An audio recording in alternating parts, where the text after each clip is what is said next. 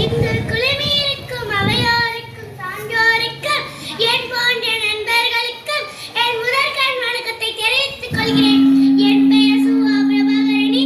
நான் ஆவடி மாநகராட்சி தர்கப்பள்ளி கோயில் பலகையில் 4ஆம் வகுப்பு படிக்கிறேன்.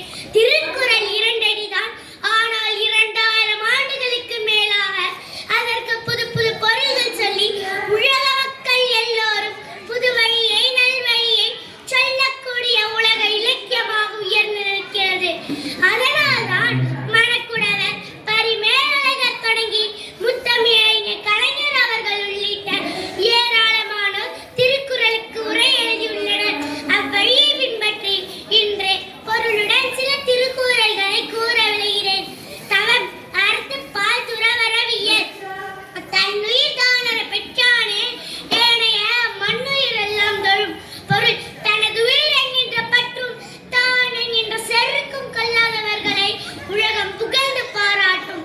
அறிவுடைமை பொருள் பாலரசியல் சென்றெடுக்கால் செலவிடா தீதொருகி நன்றின் பாலில் பரறிவு பொருள் மனப்போகும் வழியெல்லாம் போக விடாமல் தீய வழிகளை தள்ளிவிட்டு நல்வழியை தேர்வு செய்வதே அறிவுடைமையாகும்.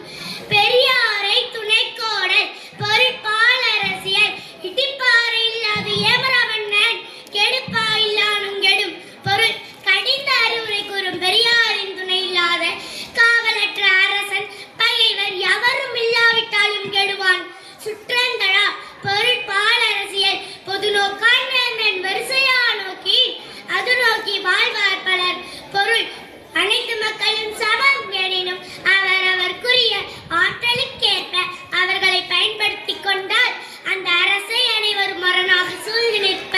கண்ணோட்டம் பொருள் பாலரசியல் பண்ணெண்ணாம் பாடற்கு ஏவின்றே கண்ணெண்ணாம் கண்ணோட்டம் இல்லாத கண் பொருள் இறைக்க உணர்வு அன்பு எனும் கண்ணோட்டத்துடன் பொருந்தி வராத கண்ணும் பாடலுடன் பொருந்தி வராத இசையும் பெயர் தராதவை ஆகும். இறுதியாக என் உரையை முடிப்பதற்கு முன் ஓதற்கெய்தாய் உணர்தற்கரிதாகி வேத பொருளை மிக விளங்கி தீரற்றோர் உள்ளுதோறும் உள்ளம் உருக்குமே வள்ளுவர் வாய்மொழி மாண்பு என கூறி விடைபெறுகிறேன். நன்றி, வணக்கம்.